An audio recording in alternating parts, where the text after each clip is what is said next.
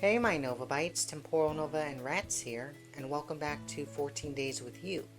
Last we left off, Olivia decided to get a bit too touchy with Ren, and after it started raining, we decided to choose one of these options. We'll go to your apartment. Yeah, we haven't been to your apartment. My apartment? Sure, it's not that far away anyway. We could wait out the storm there if you like. I even have a heater and dryer we could use. The image of me sitting in front of a warm, cozy heater was too hard to resist, so I ended up eagerly stepping under Ren's umbrella while he leads the way. Despite the heavy downpour of rain, we managed to make it to Ren's apartment complex in one piece. I guess he really wasn't lying when he said his apartment wasn't far from mine. But judging from the pristine interior and fully functioning elevators, his building seemed to be in far better shape compared to mine.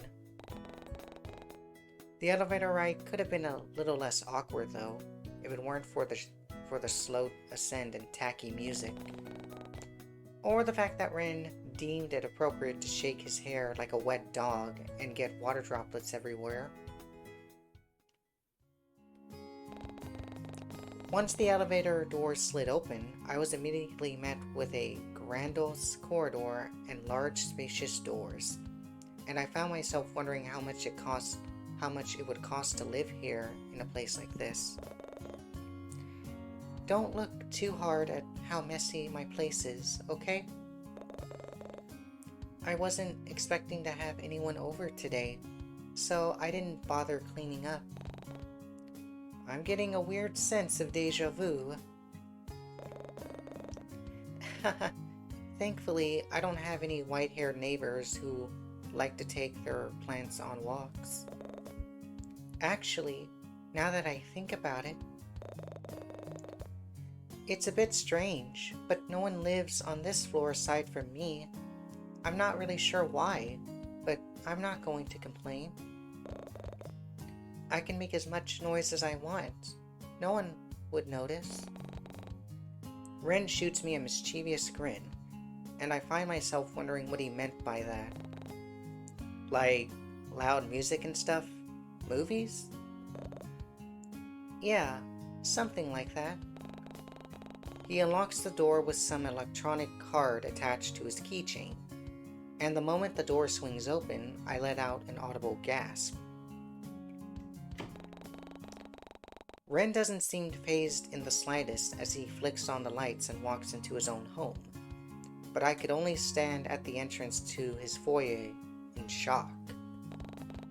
Yes, foyer. He had a whole dang foyer in his apartment. Was this even an apartment? Surely a penthouse would have made more sense. Holy crap, Ren. Is there something wrong? What is it? I know the decor is kinda tacky, but it came with an apartment, and I haven't found the time to do anything about it yet. I'm sorry, but are you the long-lost heir of a billionaire or something? This place is huge. And hello? Is that marble? No, I get paid a lot for my job. Enough to afford rent at least. You know, I don't think I ever asked you this yet, but what exactly is your job? My job is, well, I guess you could say I'm a programmer. I don't know. I just take on a few jobs every so often. Nothing super fancy or anything. Nothing super fancy? Ren, you have marble flooring. Leaving the newly discovered programmer at the entrance, I curiously venture further into his apartment. Marble's a pain in the rear end to clean up too. Oh, Angel, do you want some slippers? the floors can get cold, and your shoes are probably soaked, right? Turning around, I noticed Ren opening a small closet and pulling out a pair of dark house slippers. He looks at me with a curious expression, but makes no effort to hand them over. Only if you want them. I'll take them, but only because they look like they're Gucci. Ren lets out a puff of laugh through his nose at my joke, but doesn't seem to deny it. Were these slippers really from a luxury brand? As I put them on, I noticed how they were in my exact size, and it made me wonder if he had bought a bunch of expensive house slippers in varying sizes. But as funny as that imagery was, how did Ren accurately guess my shoe size without seeing my feet? Here, why don't I show you the bathroom? I'll find you something to wear in the meantime while your clothes are in the dryer. Or would you prefer a towel instead? I guess that'd make more sense. Sorry, I don't usually invite people over. Seeing his timid side resurface once more gave me the sudden urge to tease him.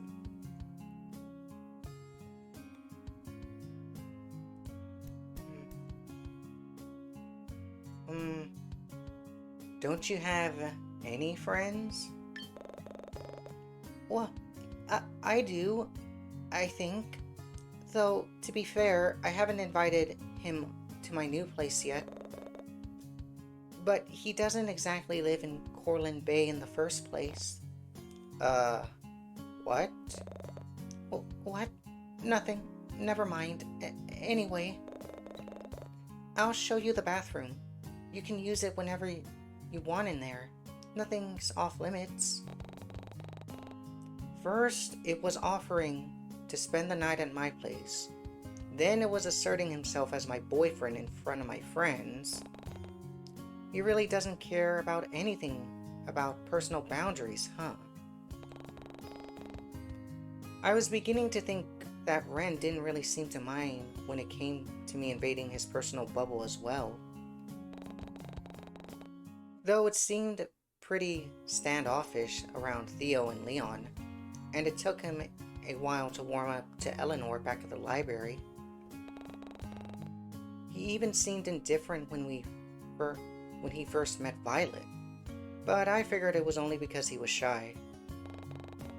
Speaking of being shy, I still noticed how Ren didn't seem to be switching up his personality as much as anymore, and I was beginning to think he was starting to show me his real side. Up until now, everything felt real and genuine, and I found that we could bounce back witty retorts between each other more easily. Though every now and again he might slip up and stutter, but I just assumed it was because my teasing made him flustered. So maybe the timid side of him was genuine after all. But I'll leave some clothes for you outside, and put the plushie I bought for you in your room. Huh? Oh, yeah, thanks. Great, I was zoning out again and completely missed half of what he was saying. Something about clothes? And a plushie he bought? Was he talking about the Haruko plushie I was eyeing up earlier? I mean, he was carrying a gift bag from that souvenir shop earlier. Did he really buy me that toy? Ren, however, doesn't seem to pick up on my confusion though, and invitingly opens the bathroom door for me with a soft smile.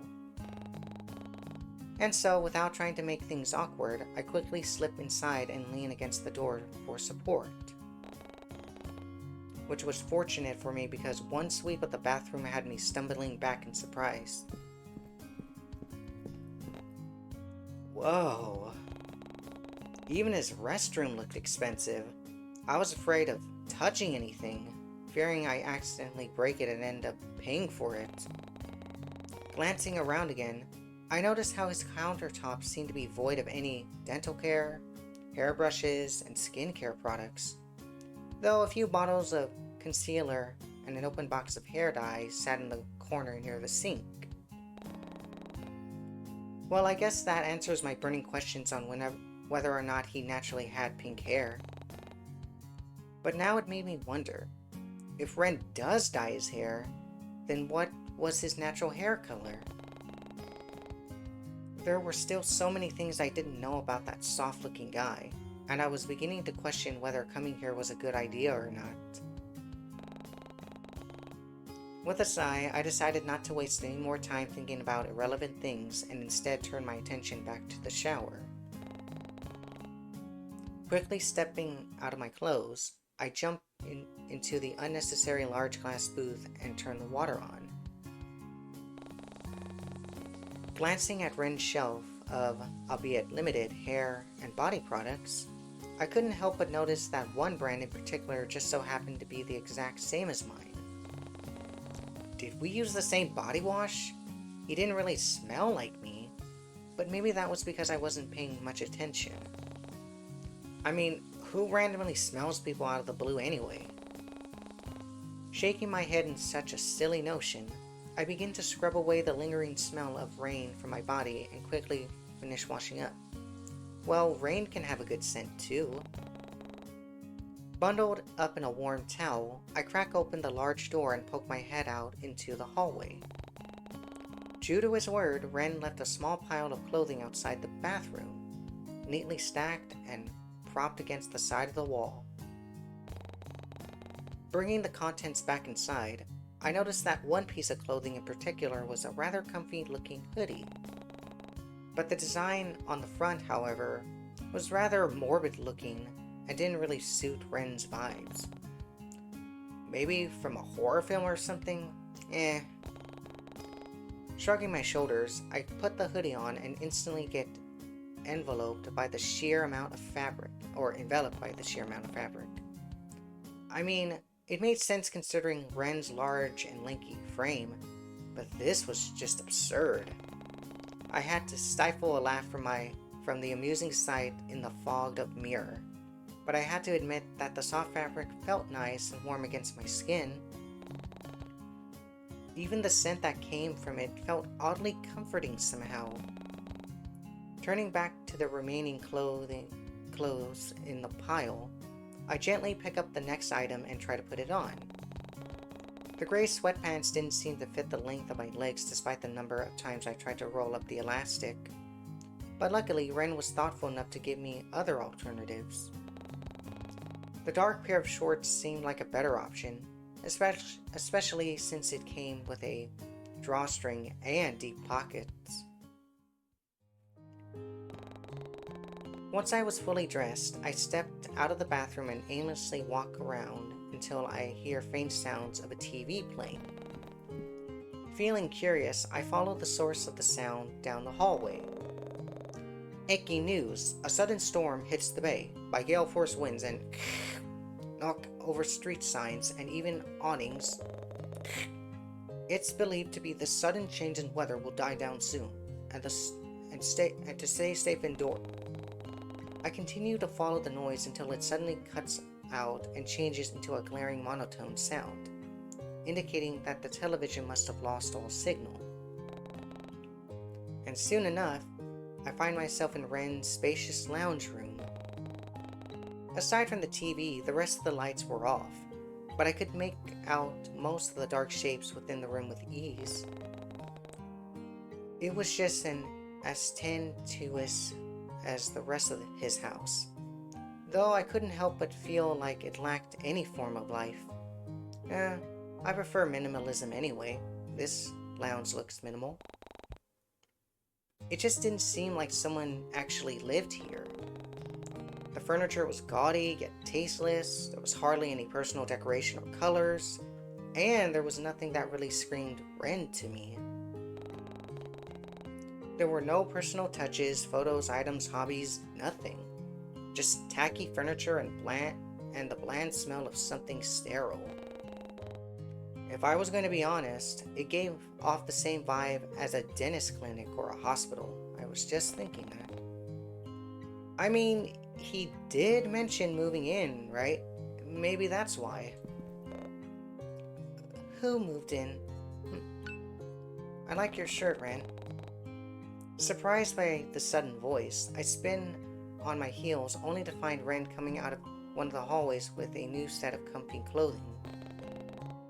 He seemed much more at ease like this, especially with the gentle expression on his face.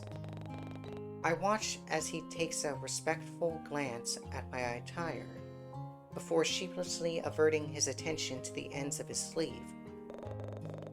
Sorry, that's the only pair of clothing I could find that might fit you. It looks really good on you, though.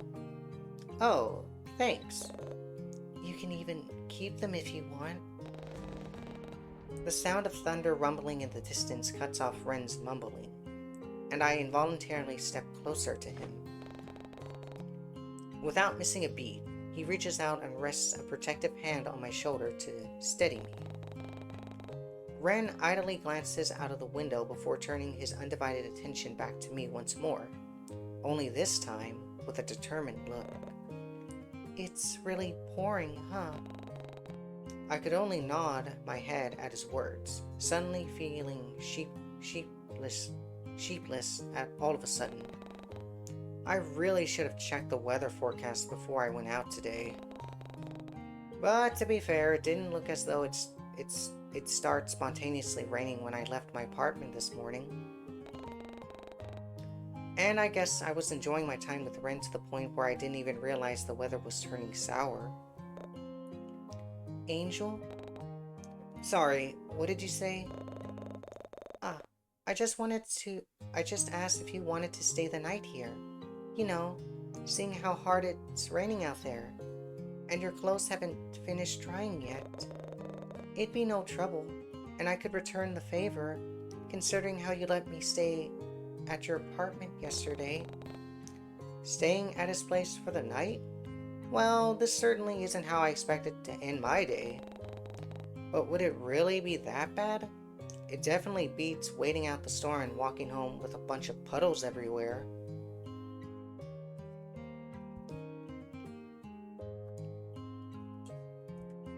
This option looks creepy. We'll pick this one.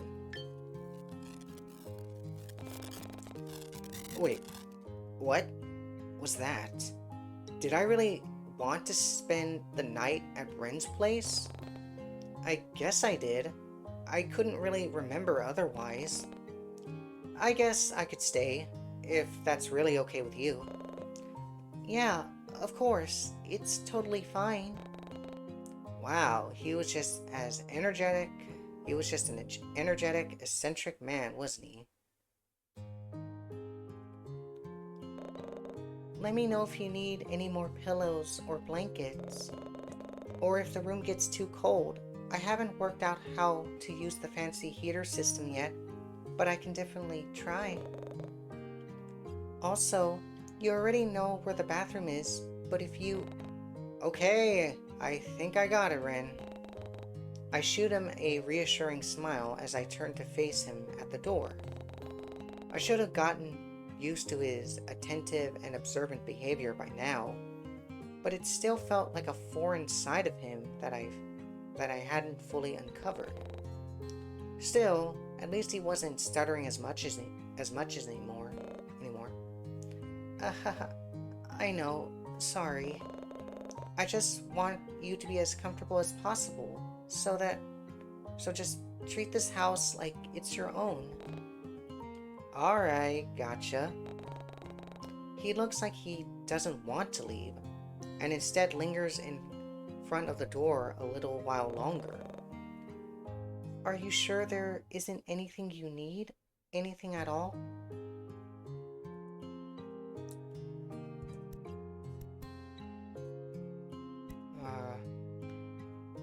I have to ask, can I get a goodnight kiss?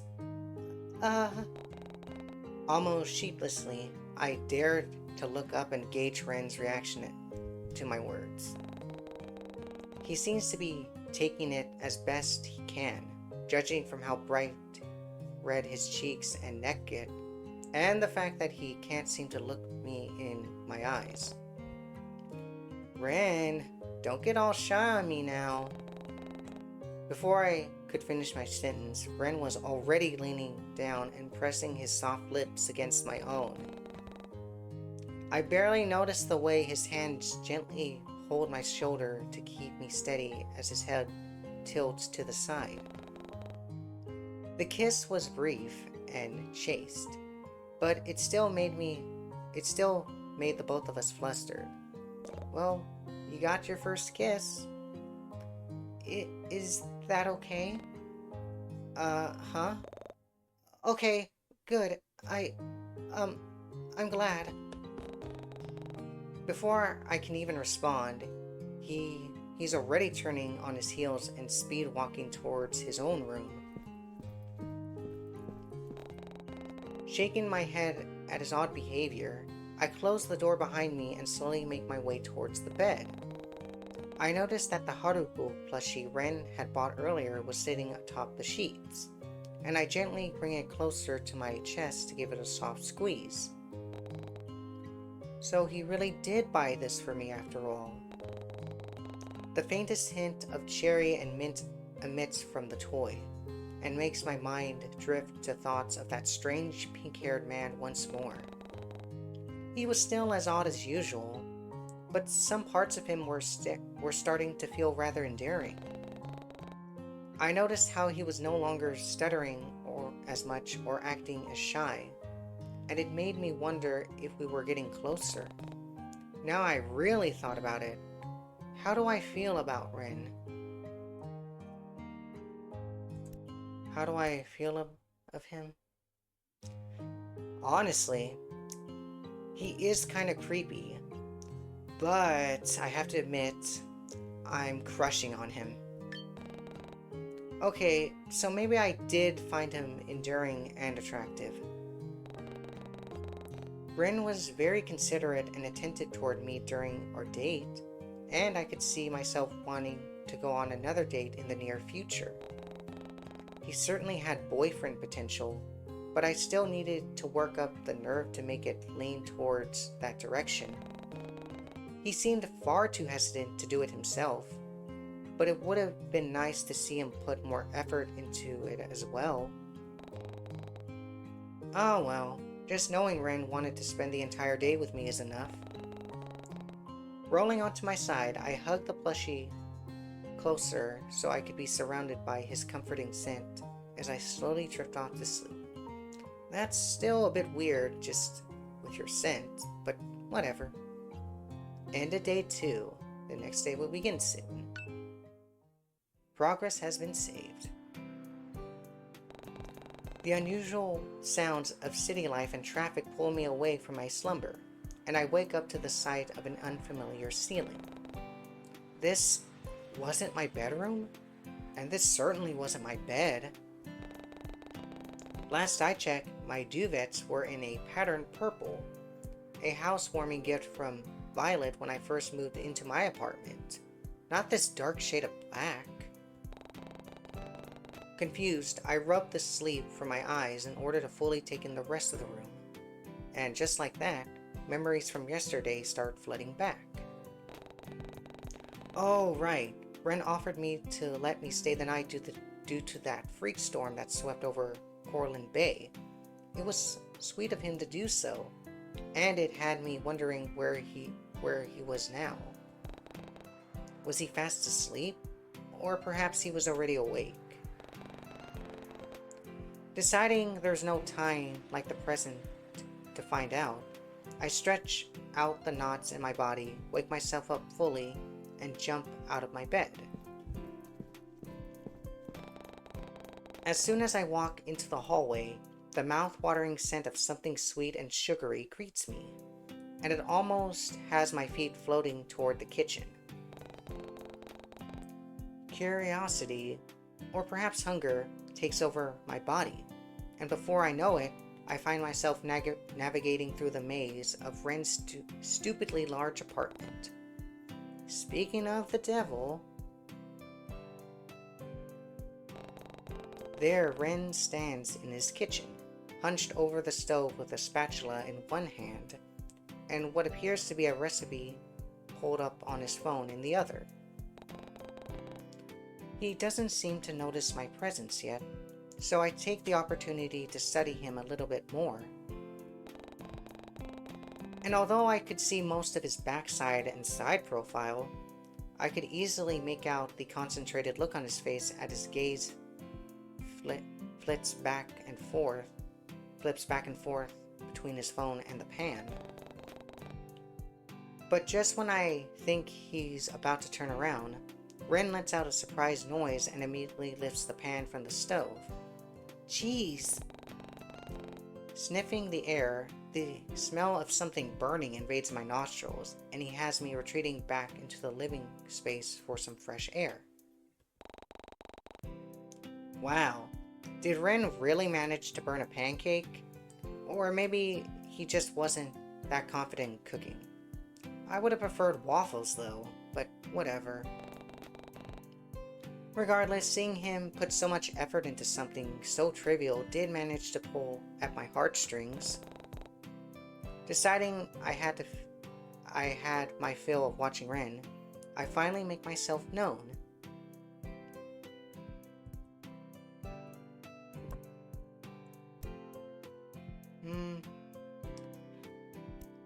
We're not gonna scare him, I'm not that kind of person. Hugging Ren, I don't want to surprise him. We'll just call out Ren's name. Stepping a bit closer, I wait until Ren turns around to scrape the burnt remnants of the pancake into the bin before calling out to him. Ren? Angel! How long have you been awake? Despite his flustered outburst, Ren doesn't seem to move away from the stove. Ahem. Good morning, Angel. I was going to surprise you with breakfast in bed. Sorry, did I take too long? It was like I flicked an invisible switch because all of a sudden, Ren was back to that usual timid personality that I'd grown to know. Aw, you didn't have to go through all that trouble for me. It's fine. I wanted to. Really. Here. Without giving me a second to spare, Ren conjures up a plate of thick, fluffy pancakes from somewhere behind him, along a few toppings as well. I didn't manage to burn these ones. At least, eat as much as you like. I'll have this one. He gestures to the burnt pancakes still stuck in the frying pan. No amount of washing and scrubbing would restore that pan to its former glory. Giving Ren a pitiful look, I deposit a few fluffy pancakes onto my own plate before offering the rest to him as well. Ren, you made enough to feed an army. Why don't we share? It's okay. I made them all for you. Exactly how you wanted them. Oh? And how do you know how I like my pancakes? Deciding to tease him a little, I throw a light-hearted accusation into the air and hope that he'll catch it. Huh? Oh, I don't. I suppose... Don't people normally enjoy pancakes this way? I thought maybe... There he goes again, getting flustered beyond belief while his cheeks flush a deep shade of red. It was really adorable. Relax, I'm only teasing you. These pancakes are delicious, by the way. Oh, you were just joking. His mood immediately seems to perk once he hears my compliment. You like them? Really? You're not lying? Then I'll make them for you again sometime. Only if you want, that is. Make me waffles and we'll be good. It's no problem at all. I really don't mind. How about you just focus on eating first? Aren't you hungry? I snacked on a few pancakes while cooking them. Don't worry about me. You just eat. Do you want different toppings? I got more strawberries in the fridge. How about some honey instead of just syrup? Something inside me told me that Ren was lying, but I didn't feel like calling him out on it. I'm good for now, but thank you, really. Seemingly satisfied with my response, or lack thereof, Ren lets out a pleased hum and instead moves away to busy himself with washing the dishes. My gaze follows him, and I absent-mindedly catch a glimpse at the clock on one of the shelves. 8 o'clock on the dot. Wait a sec. 8 o'clock? I was going to be late for work. As if picking up on my panic behavior, Ren halts his movements and sends me a curious glance. Crap, I'm going to be late for work again, if I don't leave now. I still need to walk home and get changed and... Hey, it's okay, Angel, calm down. Look, your clothes from yesterday are washed and dry. Why don't you change into them, and when you're ready, I can drop you off at work. Ren... There I go again, relying on this enigma of a man and taking up too much of his kind hospitality. I was already overstaying my welcome by using his dryer and sleeping in his spare bed. But now here I was, eating his food and being exactly 5 minutes away from getting a lift in his car. You know, these white spaces here on the lamps, I don't know why, but they give him the appearance of having elf ears. Just thought I should point that out. He really should be the one being called Angel instead of me. Thank you so much. I owe you my entire life. And I thought I was dramatic. Another date with you will do just fine. His soft smile is the last thing I see before I head back into the guest bedroom to change. But before I can make it 3 feet away, Ren's voice calls out to me once more. Oh, but I should warn you, I don't exactly drive a car.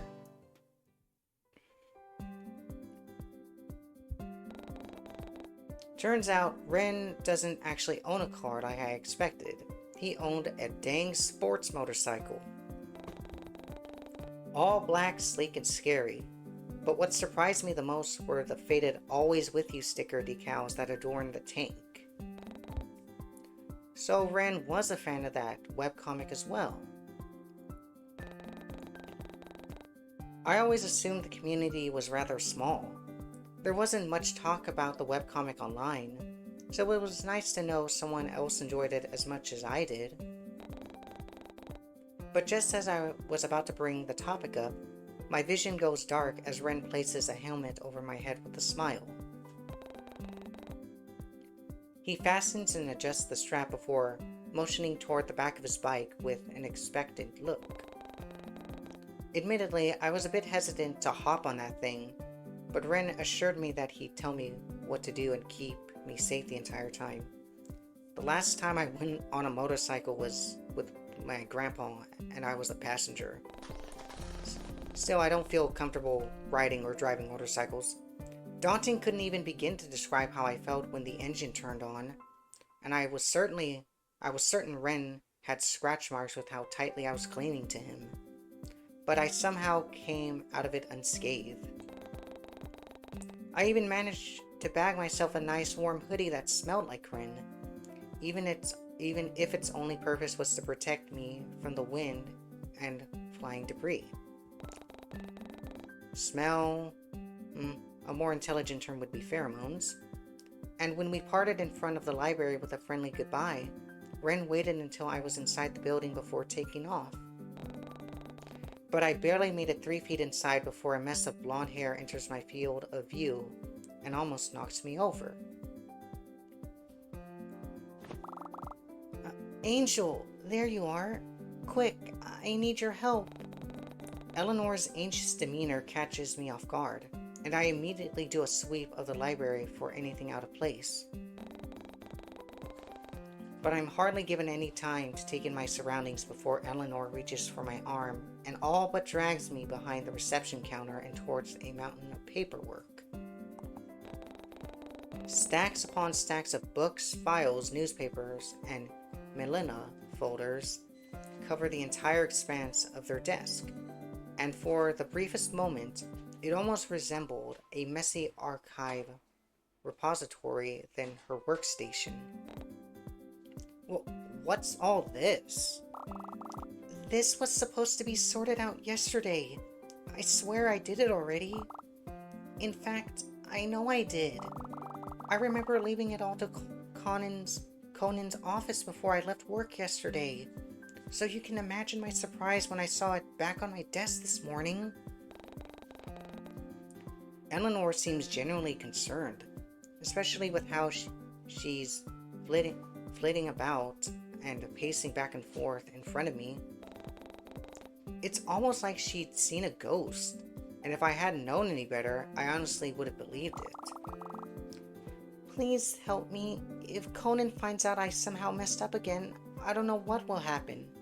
And I'm also glad Eleanor's alive, too. Hey, don't worry, I'll help. And I doubt Conan will get mad. You know how he is. I suppose you're right. Her shoulders begin to visibly relax at my words, and she slumps into her chair with a heavy sigh. Thank you so much, Angel. Do you think you can manage the stack of books? I'll handle all the files. Without missing a beat, lest our boss magically appears somehow behind us, we immediately get to work.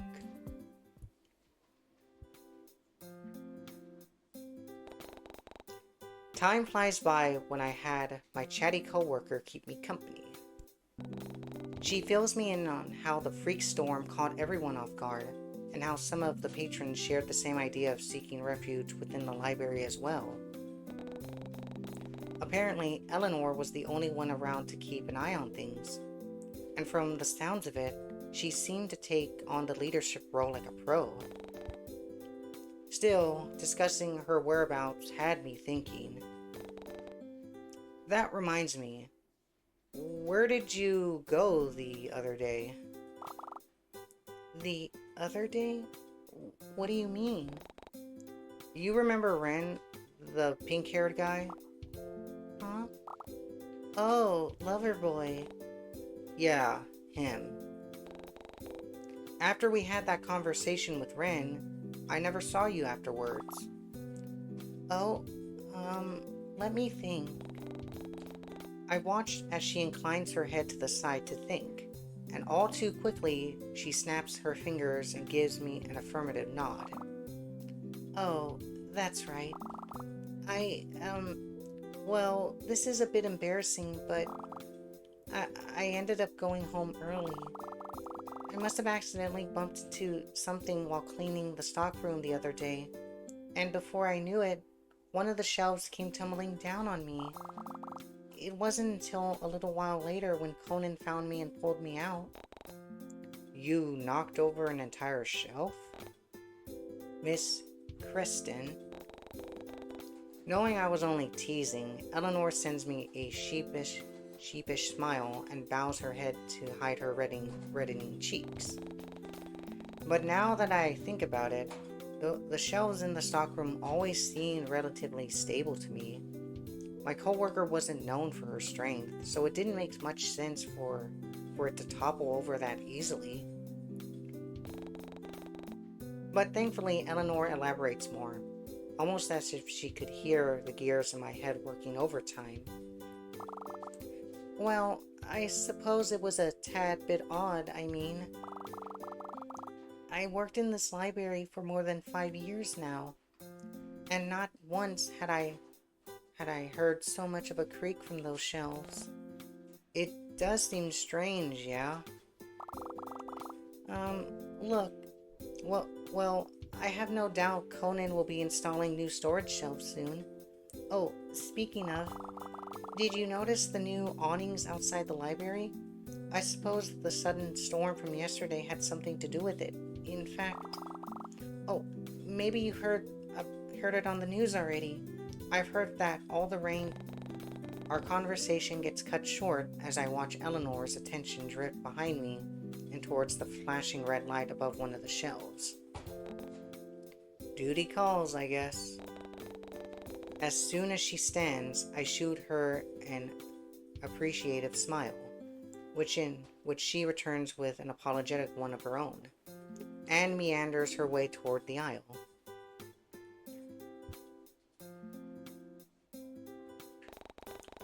Now left to my own devices, I go back to sorting through the books and putting them into separate piles.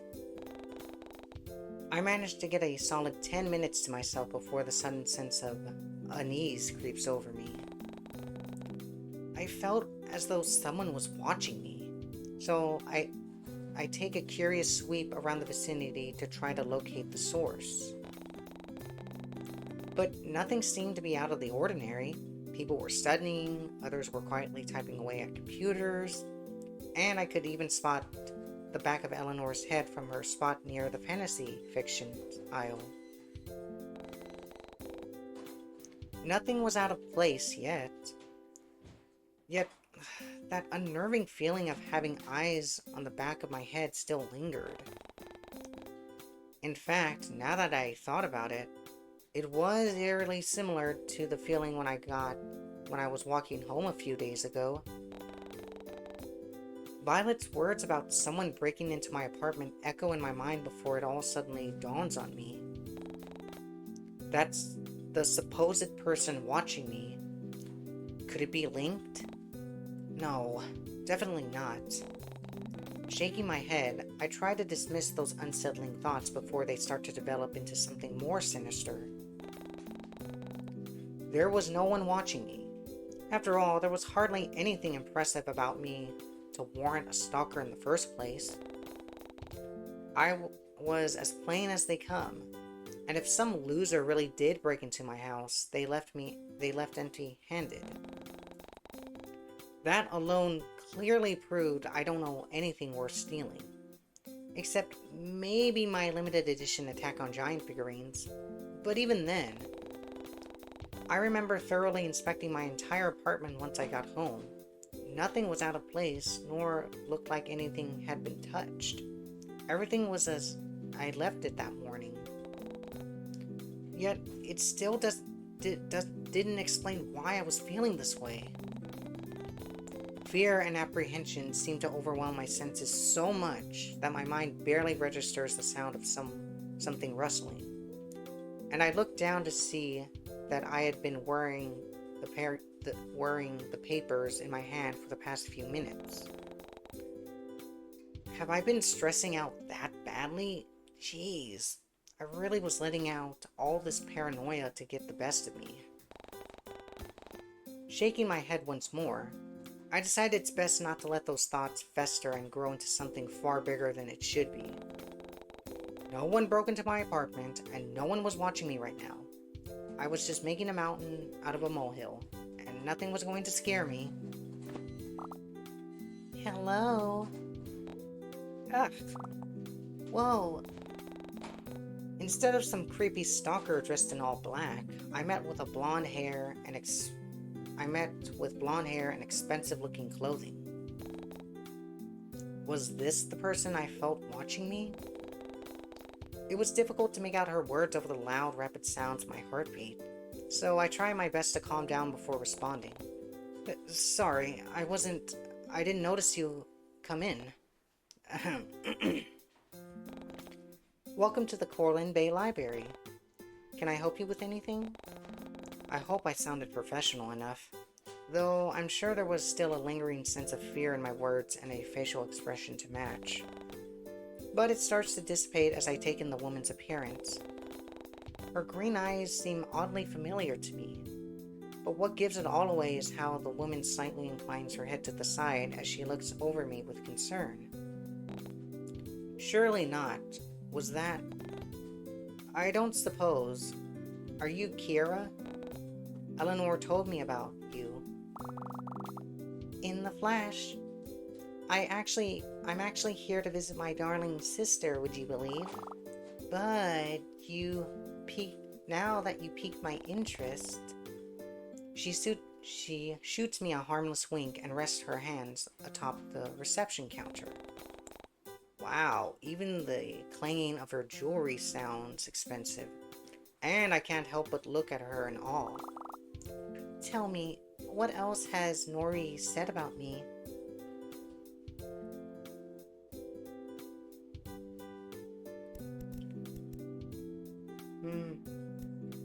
I believe she said she loves your taste in fashion. She better. I didn't pursue a career in fashion for nothing. Did you know I designed her handbag? Oh, wait. Oh, Susan. Did you know I designed her handbag? It's from the latest spring collect... Angel! As if summoning Eleanor herself, she emerges from somewhere behind me and joins us at the front desk. Kiara, what are you doing here? Here she is. What, I'm not allowed to see my little sis? I'm at work right now. You could have texted me in advance. But I wanted to surprise you. And look, I come bearing gifts. At that, Kiara places a few bags branded with high-end prints and designer logos. Sorry, darling. If I knew I'd be meeting you here, I would have brought extra. But I'm sure there's something for you in one of the bags as well. Pick whatever Eleanor doesn't want. I genuinely wished I could be rich enough to say something like that. The sisters seemed fully engrossed in each other's presence, so I leave them alone so that they can have their moment to catch up. After all, I didn't know how long it'd been since Eleanor and Kiara had seen each other, and the mountain of work in front of me wasn't going to sort itself out in the meantime. But before I can silently slip away and sit back down, a tattooed arm boxes me in and commands my attention. And for the second time today, the expensive smell of wealth and luxury fills my senses. I've heard people sometimes eat on charger plates, which you place your original plate on top of. Only this time, I knew the person it belonged to. Dang, who are they? Theo? Seemingly out of nowhere, Theo appears with that familiar smirk on his face and an unbottled drawl in his tone. He's absolutely shameless with how his eyes take in both the sisters' appearances before leaning more of his weight onto his arm and shooting me an expected look. Don't even think about it, Theo.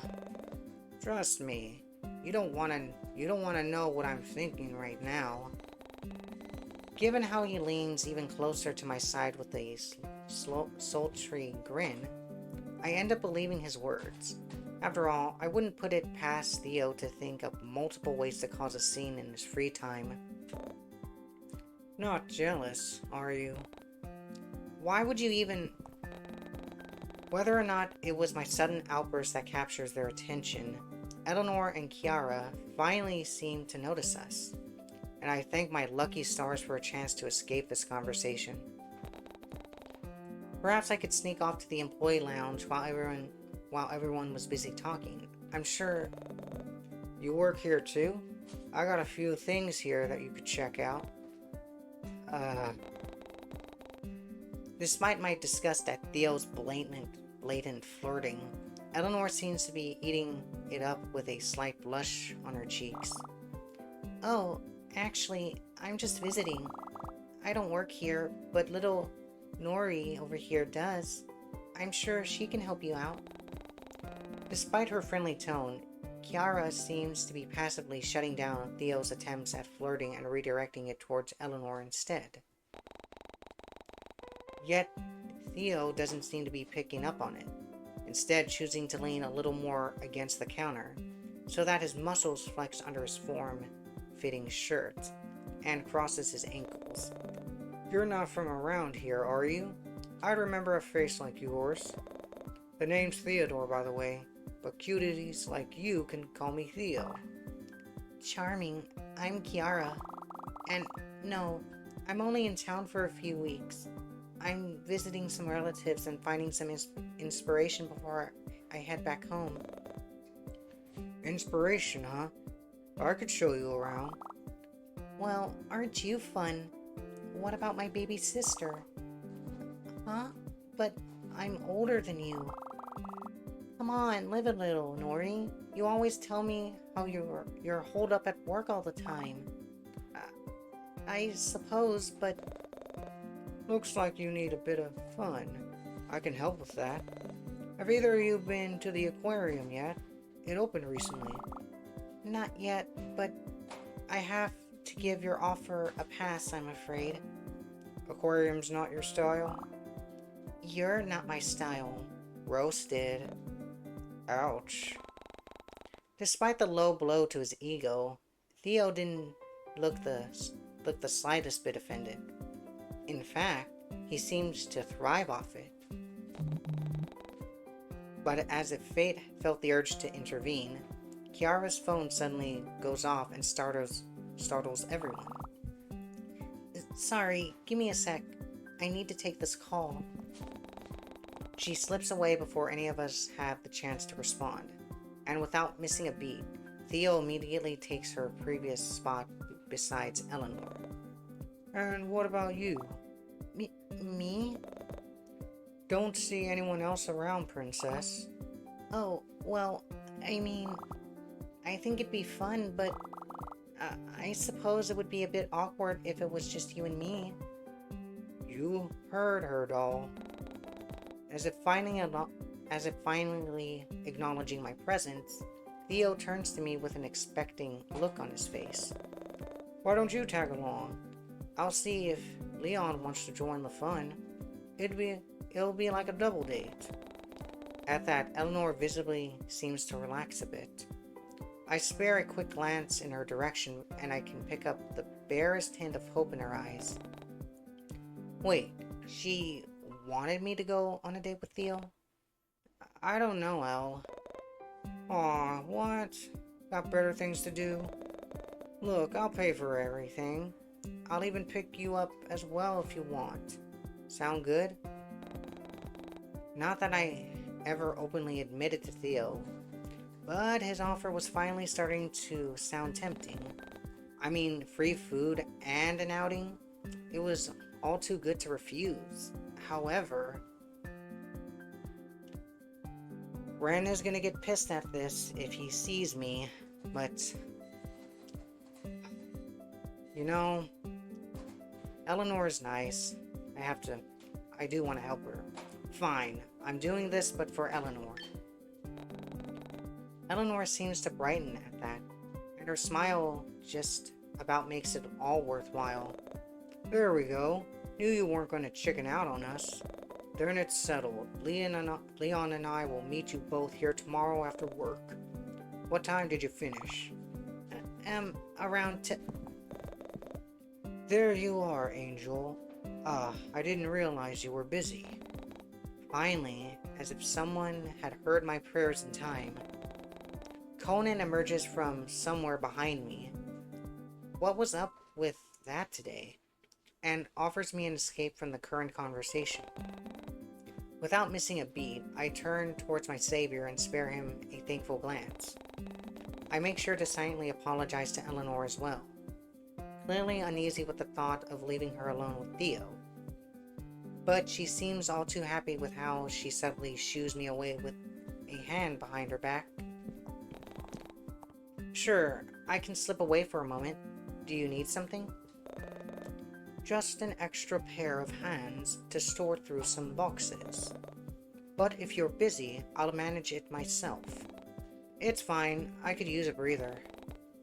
Okay, so perhaps I didn't need to announce that so joyfully. With warm cheeks, I turn back toward Eleanor and Theo to send them one final apologetic look before following after Conan.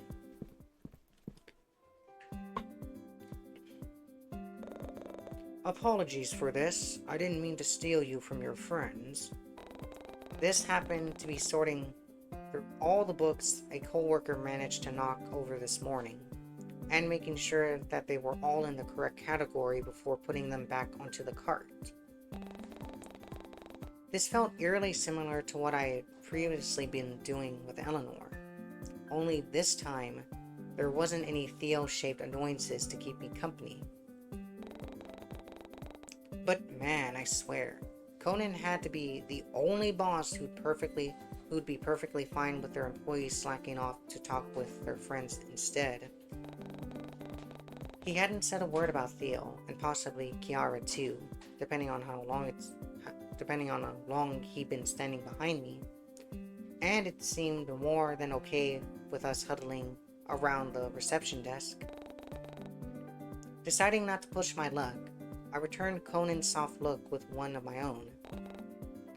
"It's fine. Don't worry about it. I've been meaning to ask you something, actually. Has everything been going alright with you? Nothing shady has been happening lately?" "What do you mean?" "You haven't heard the news. There's been a few murders happening in the Bay Area recently. Admittedly, I've been worried for your safety as of late. You live by yourself, correct?" "Yeah, but I recently had a friend stay with me. Now that I think about it, he's actually been concerned with my safety." "That's good. I'm glad. Listen, if something ever happens..." Conan awkwardly glances over his shoulder before returning his gaze back to me. Nothing but sincerity stares back, and I find myself in a stunned silence. "Here, it's my personal number." But due to the lack of clarification, I ended up sending him a confused look instead of thanking him.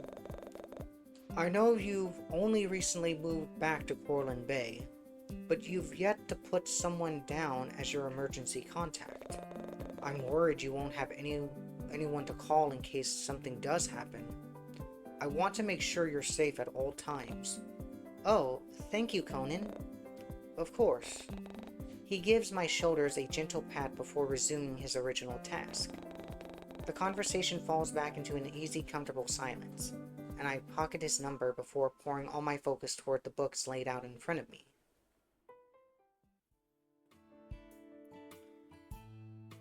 Day 3. No.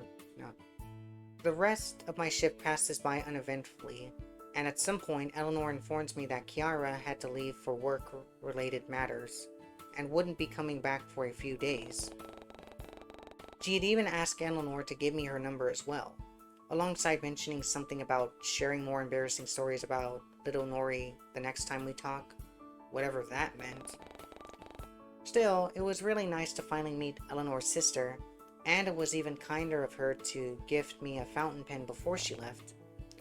Or, at least, I assumed it was Kiara. I found the expensive-looking box sitting on my desk once I returned, and I wasted no time opening it and examining the contents. The pen itself appeared to be made from extremely high-quality materials, and the cursive A+R logo looked rather fancy underneath the light. I made a mental note to get something for Kiara as well, before pocketing the pen next to Conan's number and packing up my belongings for the day. I actually had a nice wooden engraved pen, but it broke unfortunately. But as I'm slipping out of the library's back door, I notice a familiar broad backside, a patch of blonde hair, and a bright Hawaiian shirt standing near the alleyway's entrance. As if sensing my presence, Leon turns around and greets me with one of his familiar warm smiles. "Good day, darling. Been a while." He sends me a toothy grin before making space for me within the group. Eleanor greets me with a delicate wave, and Theo looks moderately annoyed, as usual. Theo was just introducing me to Eleanor and yarning about this little outing he has planned. "Hey, how come you never told me you never been to the aquarium before? Makes sense, though." "I reckon it was built a bit after you left the bay, right? So I doubt you had time to check it out." "Pretty much. Most of my free time has been taken up with moving and unpacking boxes." I couldn't help but find myself agreeing with his words. It was crazy how Leon seemed to know me so well, even though we hadn't had the chance to speak to each other like this in a while. But I'm curious to see what it's like. What about you, Nori? I couldn't help but let Kiara's nickname for her slip. Oh, yes, I'm the same. I'm looking forward to it tomorrow. I've never been to the aquarium before, so this should be fun. Well, here's hoping the weather will be more lenient tomorrow. It was pouring buckets yesterday, wasn't it? Did you make it home alright, Sunfish? All of a sudden, that eerie feeling comes back, and I resist the urge to turn around and look behind me. I only now notice that I had my back to the dark alleyway this entire time. Angel? Sorry, what was that? You alright?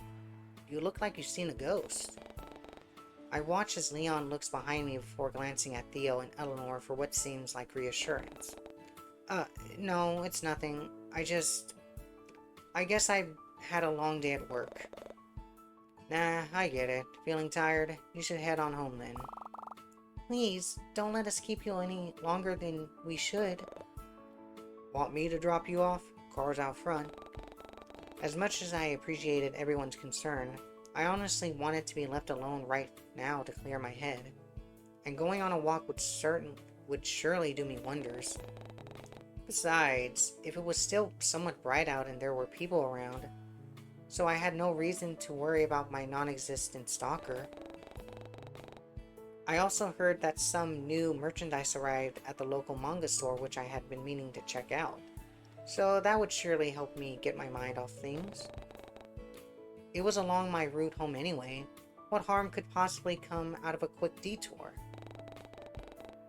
At that thought, I quickly placate everyone's concerns before bidding my goodbyes and heading off alone down the street. It wasn't until I got far enough from the library that eerie feeling started to dissipate.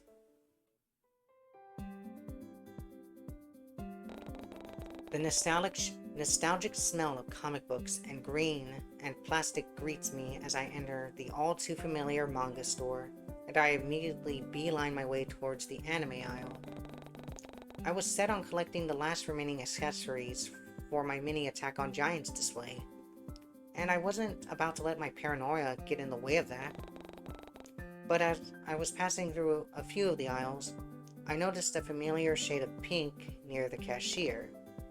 Is that Ren?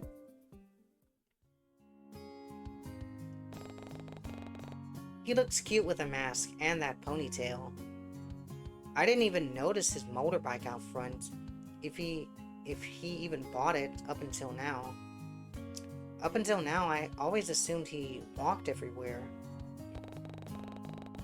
And even though he was wearing a mask and had his hair tied back, I could easily make out his large and lanky frame anywhere. Sneaking closer, I notice how he appears to be in a hushed conversation with the manager about something confidential. If their closeness was anything to go by, before he places his thick manila envelope into her hands and leans back. I wonder what's inside. Was Ren trading in some old manga? Oh, what if it was Attack on Giants? Though, if it is AOG, then I'm not really sure why he want to trade them in, with how popular the franchise is currently. There isn't much of a high demand. If anything, there's too much consumable media being produced right now. Everywhere I go, all I see is Haruko, and I wonder wouldn't have made it any other way.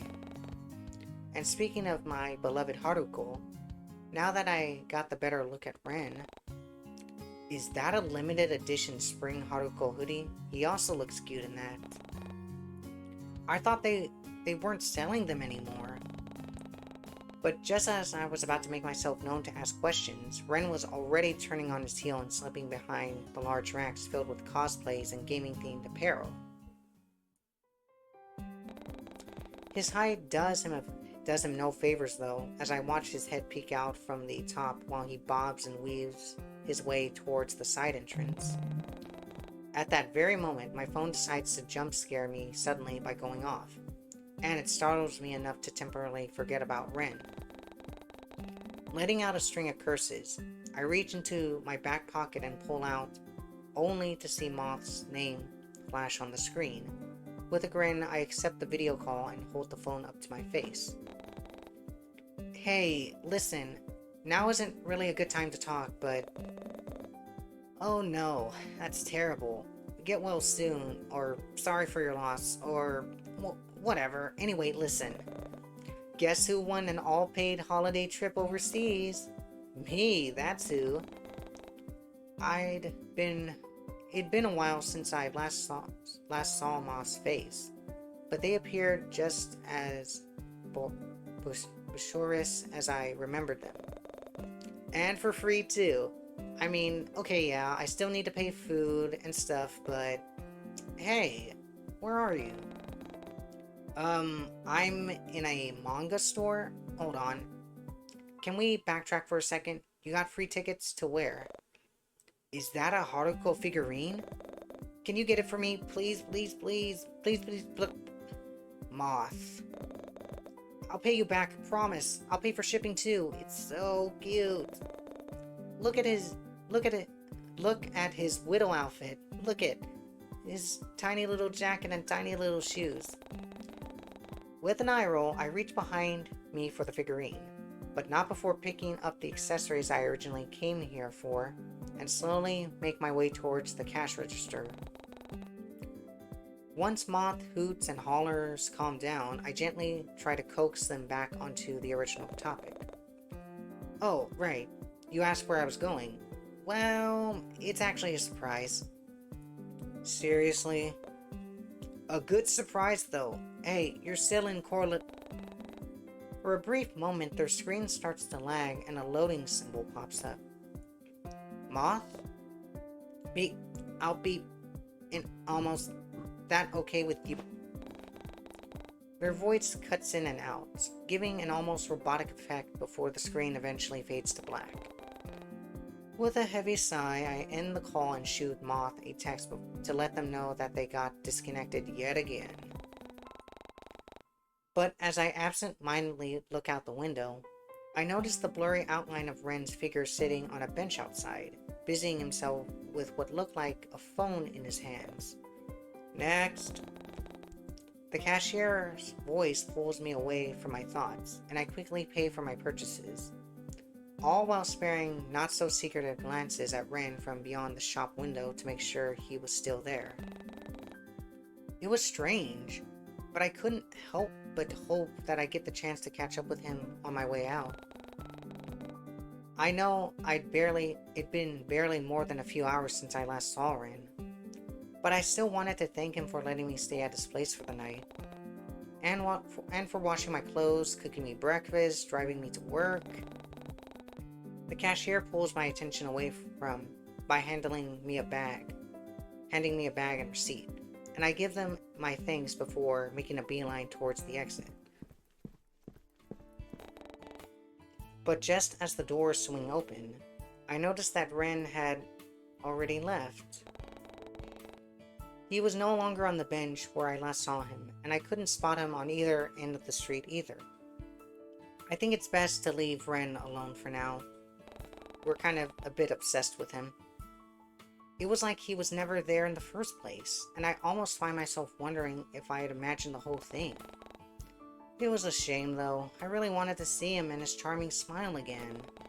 But Portland Bay isn't that big of a coastal town in retrospect, so I'm sure we're bound to run into each other again sooner or later. I mean, I literally met Ren in my own workplace before we shared a few common interests in books. His just so happened to be about native flora. That kind of stuff wasn't something either of us could control, and I was most likely looking too deep into it. Still, it felt strange all the same. Oh well, there's no use dwelling on it. I was bound to run into Ren again at some point, regardless if I had a way to contact him or not.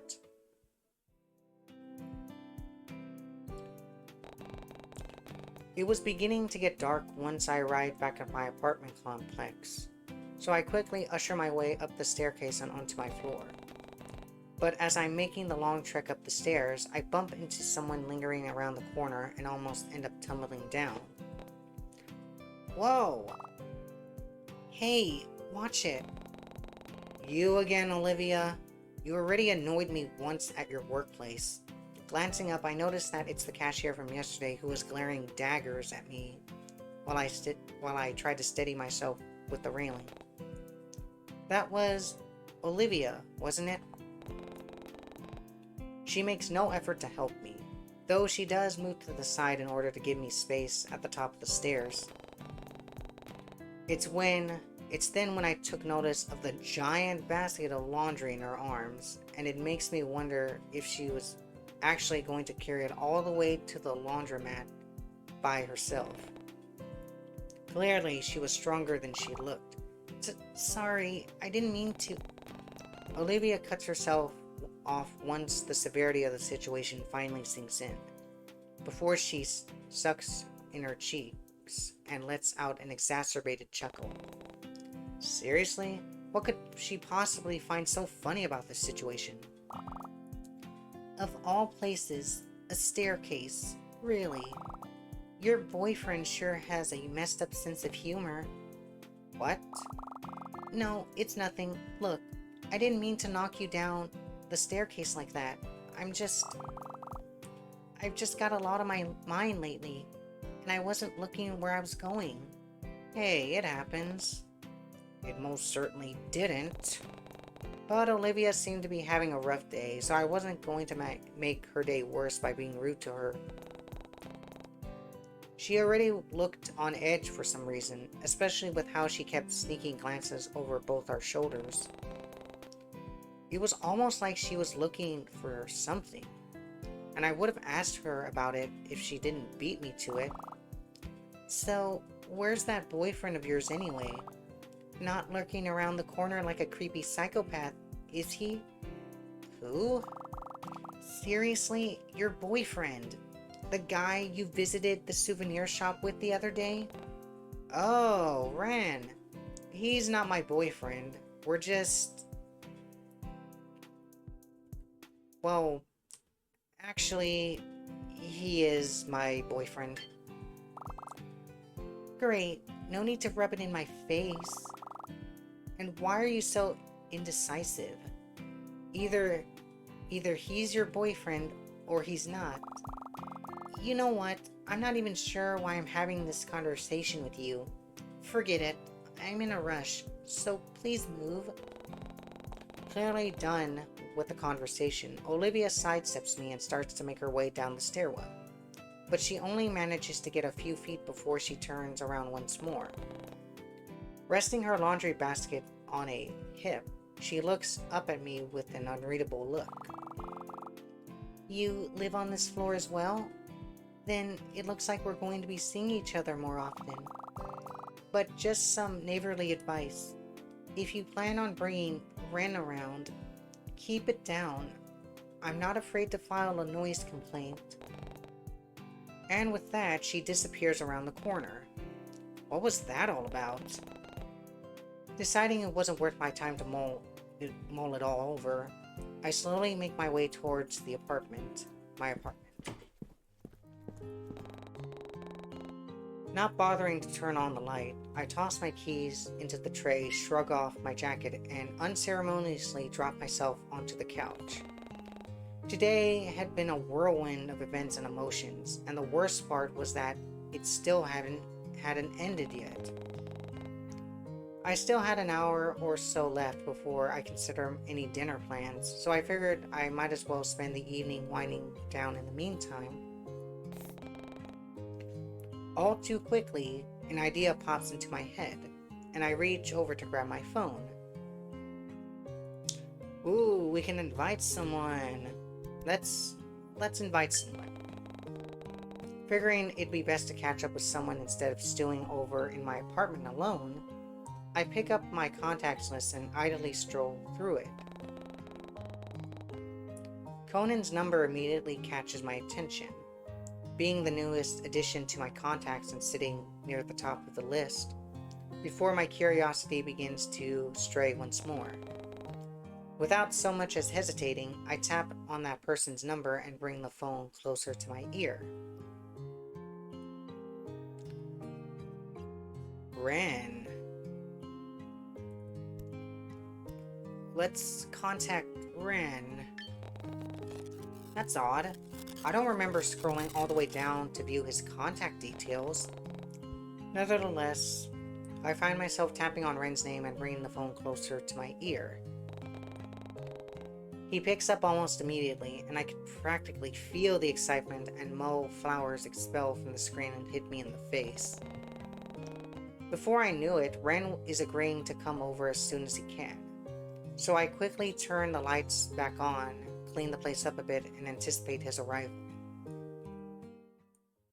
I know I'm a little late to say this, but doesn't Ren have powers like Monica? Barely 10 minutes pass before I hear a loud knocking at my front door. Almost immediately, I leapt to my feet and unlocked it with a smile. Ren, hey, come on in. I see you're still wearing my hoodie. I also brought some takeout with me, if that's okay. I figured you hadn't had the chance to eat. Whoa, how'd you know? It's like you can read my mind or something. Barely registering the look on his face, I gently coax Ren into my living room. He makes himself at home on my couch, and I bring a few utensils from my kitchen for the food he so kindly brought. Oh, by the way, were you at the manga store earlier today? I thought I saw you there. Yeah, I know you did. I mean, because I saw you as well. After I left, I noticed you through the window. Well, that seemed to confirm my thoughts about Ren sitting outside the store. Stabbing my fork into the food, I take a bite and let out a pleased hum from all of the delicious flavors dancing on my tongue. Really? You should have said hi. I thought about it, but you seem to be really focused on something. And then you got a call, so... yeah, that was my friend Moth. Oh, that reminds me, Ren.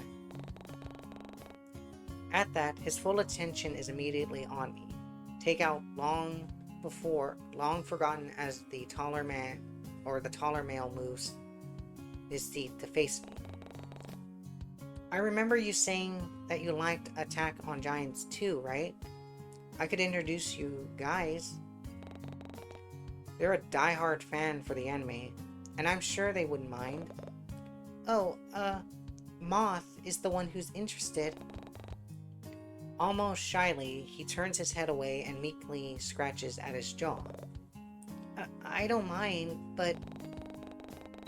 I wasn't expecting Ren to be so hesitant, and I suddenly felt bad for springing this all onto him without considering how he might feel as well. Hey, no need to force yourself. If you don't want to, that's okay. I just thought it'd be nice to let them have something else to talk to, you know? Or someone else to talk to. Moth has trouble making friends, and most of the time, they're only talking to me. Yeah, that's too bad. He sends me a sad look coupled with a frown before returning to the plate of food before him. Although I was thinking about Moth, I really didn't want to force Ren into befriending someone he didn't want to. Besides, maybe he has trouble forming friendships too. It was a little difficult trying to keep up with his sudden personality shifts, but at this point in our friendship, I was starting to get used to it. Deciding to lift the mood a little, I tried to change the subject to something more lighthearted. So, the rats, huh? Really, Angel? That's the first thing you could think of? Was... How was that any less awkward than what we were currently... Actually, I didn't want to say anything, but I think I saw one on my way up here. It probably made itself a home in that busted elevator shaft. Seriously? Wait, do you think you could come with me and explain it to my landlord? I swear, Your landlord isn't doing anything about it? No. I collapsed onto the sofa with a dramatic sigh. I honestly don't know what they're doing, if I'm being honest. I've sent so many complaints, but I haven't received a reply from any of them. Really? Have you just considered moving? Quite a few times, actually, but... This place has its charms, my neighbor's friendly. I'm not sure what I like. I'm not sure what I like. I suppose this was the only place available at the time. Everything was a bit overwhelming at first, but I really wanted to come back to Portland Bay. I figured this would only be a temporary thing, you know, until I got my bearings. I see. Then it's not so bad here after all, right? I mean, as long as there's no creep trying to break in and steal all your laundry or something. That's weirdly specific, Ren. You got a point there. I think I'd take the rats over a laundry stealing intruder any day, but now that I think about it, who would want to break in just to steal dirty clothes? While I'm sure Ren only meant it as a joke, it was oddly specific. Exactly my thought. I just figured that's what normal creep behavior is. You have a great sense of fashion, and I see your TV is still here, so yeah, I guess it would be difficult to lung that down a staircase. They probably should have asked the rats for help. Again with the rats. I couldn't help but let out a laugh at its corny inside joke. Wait, since when did we have our own inside jokes? Now that I've really thought about it, the banter I shared with Ren seemed very easygoing as of late, despite how serious the topics were supposed to be. I had been worrying all day about this supposed stalker, yet here I was casually brushing off as a carefree joke. Still, is everything alright with your neighborhood? I've heard about the murders going on recently. Well, no one that I know has gone missing, so I suppose that's good, right? I won't lie, though. It is kind of scary knowing that there's a killer out there. Yeah, suppose so. But are you really okay with staying here alone? Doesn't that scare you? I'm sure it'll be fine. I got my neighbor, Violet, and if it's really necessary, I'm sure I could stay with Leon for a while and... Say, you can always stay with me instead. I mean, you already stayed the night at my place, so it wouldn't be a bother if you wanted to come over again. I'd honestly sleep better at night knowing you're safe. And I always carry a spare keycard with me anyway. If you like, you can hold on to something in case something... I appreciate the offer, Ren, but I can't accept that. It's fine. Besides, you said yourself that living here can get overwhelming. If this can help you in any way, I don't know. Keep it, just in case. I mean, you never know. What if that creep breaks into your apartment again? If that happens, you could come and stay with me this time. I could keep you safe, just like the first time you invited me over. The lobby is full of security, and they won't let anyone upstairs without proper clearance. Plus, I don't have rats. I won't lie. Ren's offer honestly was tempting. The idea of having somewhere to go in case things got bad was a comforting thought, but something just didn't sit right with me. I know I've been spending a lot of time with Ren lately, but I still wasn't that familiar with him. And sure, I might have developed a bit of a crush on the tall guy, but I wasn't going to be swayed by my feelings. Still, the offer was tempting, and it wasn't like he was asking me to move in with him or anything. Now that I thought about it, Ren was the one giving me access to his home. It wasn't like I was the one in danger here. He was trusting me enough not to be some sort of crazy killer, much like the one on the news. I can't help but crack a small smile at the somewhat morbid thought, and Ren seems to take it as a positive sign. Before I can dwell on it any further, I watch as he leans over to reach into his back pocket and pulls out something that resembled a plastic card. Ren wastes no time handing it to me, and I take a moment to look it over. His address and unit number are neatly printed at the top, and some kind of obscure barcode is at the bottom. However, the apartment name and logo in the top right corner are what really captures my attention. Sunshine Hills? I almost forgot he lived in a nicer part of Cortland Bay. They were known for their high-rise apartments and fancy penthouses, so I'm sure Ren would never have to worry about rat infestations or deadbeat landlords.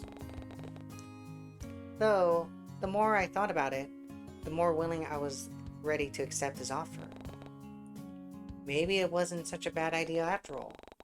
I couldn't help but wonder what kind of programmer could afford fancy marble flooring, but as always, Ren remained a mystery to me. If this opportunity meant getting to know him better, maybe it was worth it. Snapping out of my thoughts, I look up from the glossy plastic and focus my attention back to Ren. Seriously though, it wouldn't hurt to keep it. And it's a spare key card anyway. I can always get more. I already have a stack of them at home. They're really handy too. I can use them to lock up my office and bedroom without a physical key. But I always end up misplacing them and... Sorry, Angel. Am I rambling again? I don't want you to worry or anything.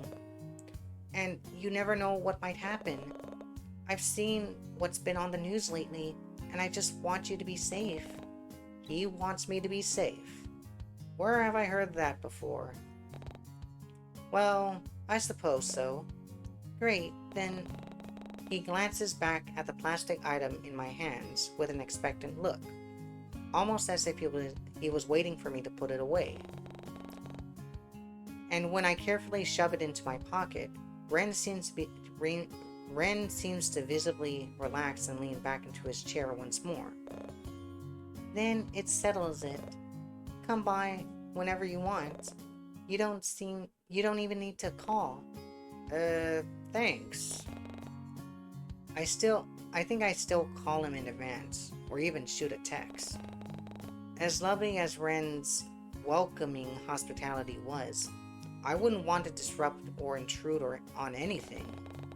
As if picking up on my sudden silence, he clears his throat, gesturing toward the food on the table, and scoops it up with a giant forkful.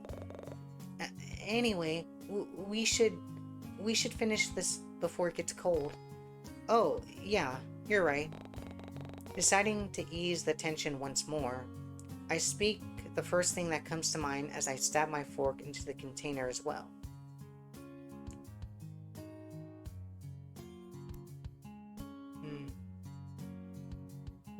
Can you pass the sauce? With a nod, Ren reaches for the dipping sauce to his left and hands it to me. Our fingers accidentally brush, and I can't help the slight tinge of pink that blossoms on my cheeks. Ren seems to be sporting a similar look of his own before he awkwardly clears his throat and goes back to eating. Sorry.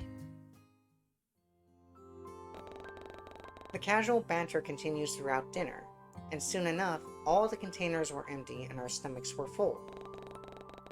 I dimmed the lights and switched the TV on at some point to fill the silence between our conversations, and soon enough, Ren and I find ourselves taking an interest in the movie that was currently playing. It was some unknown sappy rom-com that came out almost a decade ago, yet Ren didn't seem to mind much at all. I wasn't following the plot too keenly, but from what I could gather, the male lead just confessed to his lover for the main character in the back of their truck. To top it all off, it started raining as some slow, melodic love song comes on the radio. The two characters were all too happy to share a sweet kiss with each other in that romantic moment, but the tenderness soon gets cut short once the scene starts to travel down a more heated path. I have streamer mode on.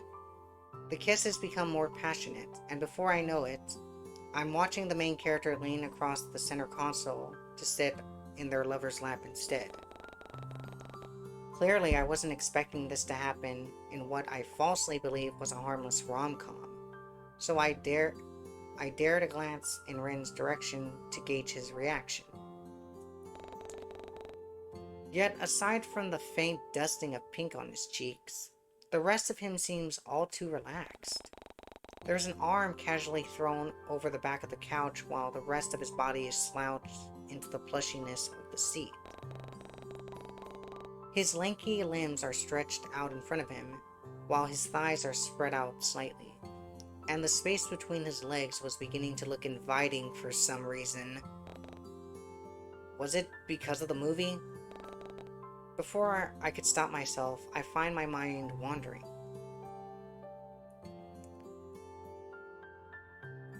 Let's keep watching it. I want to see what happens. What was I thinking? This movie was clearly messing with my head. Subtly, I slap my cheeks and focus my attention back to the TV screen.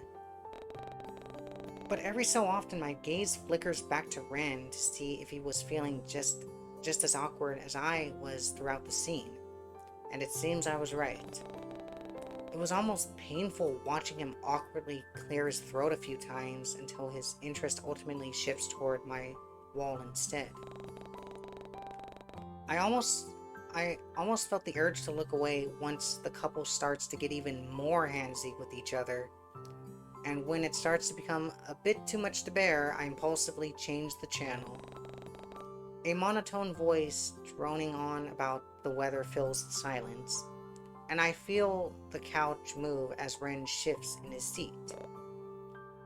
That was... yeah. They were really going at it, huh? Uh-huh. Jeez, I can't believe it's somehow even more awkward now. But just as I was about to do something about it, Ren awkwardly clears his throat and moves to stand up. It's getting a bit late now, isn't it? I should probably start heading back home soon. Oh, are you sure? You can stay a bit longer. No, I really should go. Now that I think about it, you need to wake up early, don't you? Yeah, actually, but how did you know that? Oh, you seem like the early bird type. I'm more of a night owl in real life. He doesn't seem to elaborate on that, and instead starts to pack up his belongings and head towards the hallway. Deciding that was that, I walked Ren toward the front door with a soft smile on my face. Today had been a lot of fun thanks to him, and I was able to keep my mind off the events that would ultimately transpire tomorrow. I was still unsure about Theo's intentions, but being with Ren helped me to understand that maybe it was wrong of me to judge others so quickly. At first, I thought Ren was just some shy guy with a stuttering problem, but over the course of a few days, I've learned there's more to him than just that. He had his moments of confidence, and it was endearing to watch him stand up for things that he wanted. Perhaps I was being a bit too harsh on Theo. Even he deserved a chance to redeem himself. I suppose I'll give him a chance tomorrow. Angel? S sorry? Crap, I really need to stop spacing out like that. I asked if you wanted me to lock the door for you. It suddenly hit me like a ton of bricks. I was still standing in the hallway while Ren was already waiting for me at the door, so I quickly rushed over to him with a flushed expression.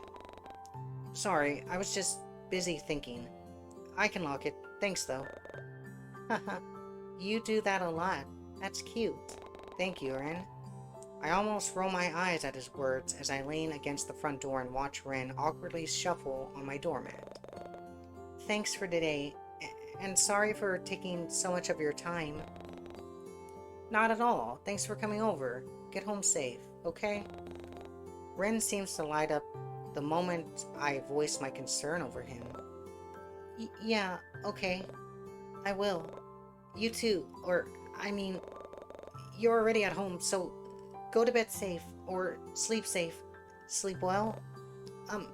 What am I can't help but chuckle at his panicked state, and Ren seems to settle once he hears my laughter. Good night, Ren. Good night, Angel. I'll see you tomorrow. The sound of the door shutting drowns out the ending of his sentence. Once I had nothing else to do for the night, I get changed into some comfy pajamas and brush my teeth before settling to bed. The newest chapter for Always With You was going to drop in a few hours, and I figured I might as well stay up and read it before going to sleep. But my eyes were starting to get droopy, and all my mind could think about was the double date I had planned with Leon, Theo, and Eleanor tomorrow. And I sure hope everything will be fine. But I hope worrying about it wasn't going to do me any favors, so I let my pent-up stress out on the pillow by smacking it to make it less lumpy. Though the moment I unceremoniously flop back down, I noticed the cold draft, and the fact that my bedroom window was wide open. Strange, I don't remember opening it earlier. Aren't you several stories high, or are you on the ground floor? It looks like you're on the several stories high. With a groan, I get up from my bed and go to close it. But once I lock it shut, something moves from within the shadows and startles me. Squinting, I can barely make out the black mass moving through the gaps of the fire escape balcony. What was that? Person? It certainly wouldn't be strange for someone to take out a cigarette at this hour, but I couldn't smell any telltale signs of smoke. Maybe it was my landlord's cat out for a leisurely midnight stroll. That idea seemed more realistic in my mind. Yet despite my futile attempts at calming myself down, I still somehow find the willpower to go back to bed rather than opening the window once more and taking another curious peek outside. I didn't have a death wish, nor did I have the stupidity of those cliché horror film characters. But before I could turn away, I double-checked to make sure that the window is locked shut and the blinds are fully closed. I wasn't about to risk it. Happy with the precautions put in place, I make a hastily dive toward the warmth and safety of my bed. Snuggled deep within my blankets, I find it harder and harder to think about someone breaking in, and even more so with keeping my eyes open. Before I knew it, pink-colored sheep filled my mind as I drifted away. You're still thinking of Ren. End of day 3. Okay, I'll save here. Great place to stop.